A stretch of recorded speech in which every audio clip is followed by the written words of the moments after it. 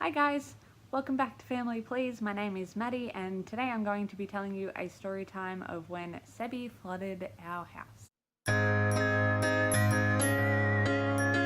So we moved into our new house on the 22nd of May, and as we were still moving in, we hadn't put locks all over the house. We also hadn't put gates all over the house, and we were still sort of child-proofing at that point, trying to move everything in, make sure everything was settled. Well, a week after us moving in, Sebby decided to wake up fairly early and flood our house. So, because his room didn't have a gate and the bathroom didn't have a gate and didn't have a lock and stuff like that, he could get into the bathroom, which is right next to his bedroom. So his bedroom's here, the bathroom's here, pain in the bum. So he got in there, and the way our bath works is we have a tap that moves, so you can move it out of the way, but the bath ends here, and then behind it is a bunch of tile where the tap sits over if you move it out the way. Sebby turned on the tap while it was sitting over the tile, so of course it ran right off the tile throughout the house. It was 7:30 in the morning that I woke up going, something's wrong, what is wrong? So I got up, took about 3 steps away from my bed, and I was standing in slush of carpet. My carpet was completely flooded. So of course, heart racing. Mind you, my bedroom is at one end of the house, Sebby's bedroom is at the other, and of course I went, what is going on? Thinking that maybe it was the washing machine that had somehow flooded, or somehow the laundry just flooded, and freaked out. Of course, ran straight down to go see whether the kids were okay and what was causing the water to cover my house. And I happened to obviously look past the bathroom, see that the bath was on, turned it off. It was boiling hot water, the hottest you can get that bath, and that's really freaking hot. Was obviously running and going everywhere, so that got turned off, and I went to find where the children were. So across from Sebby's room and diagonal to the bathroom is Anna's room, and they were both in there. Thankfully they were both fine, and once I saw that they were okay, once the bath was turned off, I lost it. I just couldn't help but yell, what did you do? What did you do? To Sebastian. And Damo heard this, so he came down and obviously realised, holy crap, the house is flooded, what the hell? He came out and checked on the kids, as I did, and asked what happened, and I told him what I was pretty sure had happened was that Sebby had flooded the house, and so the only thing we could do was try and figure out how we were where we were gonna put the kids to keep them somewhat dry, and how we were gonna clean up the whole house of water.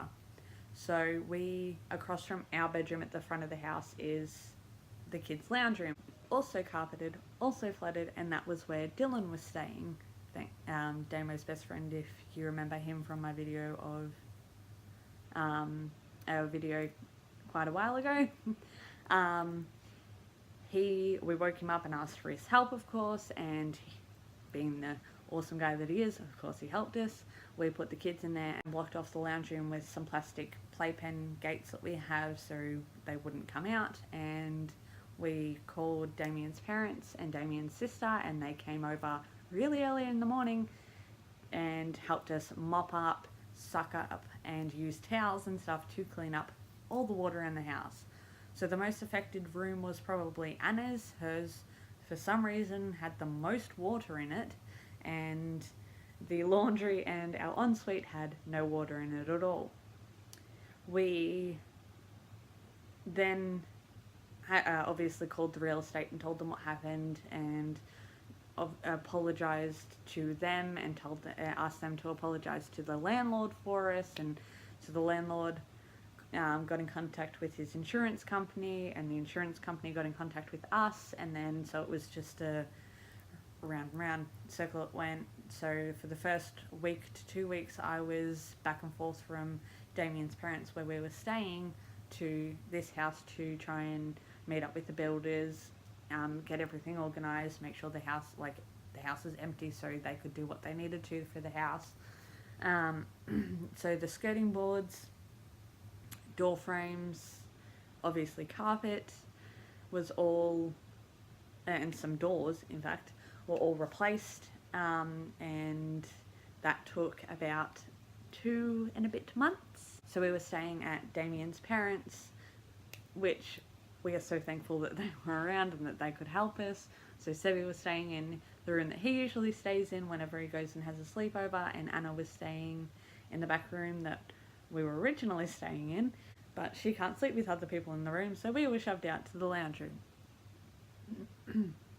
We then obviously waited the 2 months, 2 and a bit months, to get the okay to move back in. The landlord was amazing about it. He understood. His wife worked with a disability girl, so he totally understand that this happens, and we were so apologetic, and we're trying to do whatever we could to help, and not that there was much that we could do, but just be ready for a phone call for us to meet someone at the house or whatever, anything that needed to be done. So thankfully majority of it was covered by the insurance, so we only had to pay the excess, which was $300, and that was obviously, we just paid for it because that's what needed to happen, and that got out of the way. We are back in the house. We got back in about August, and not really had any problems since. We've had a change of real estate, unfortunately, but that sort of stuff happens. The house is now for sale, or well, is now sold, so we are moving out again in May as well, 12-month lease, so we'll be looking for houses next month. Wish us luck, because it is really hard to get houses in this town. But that's about it. That's about the whole story. So I was just trying to keep it as short as possible for you guys so you don't get bored, and I thought it would just be an interesting little story for you guys to hear. So I will leave it here, and I will see you guys next week, and thank you so much for watching. Please don't forget to like and subscribe, and if you have anything that you want me to talk about, comment down below and I will do that. If you have any challenges you want me to try and do, comment down below and I will try to do that. And I will also leave my Instagram in the description down below, so if you feel like it, go follow. And I'll catch you guys next time.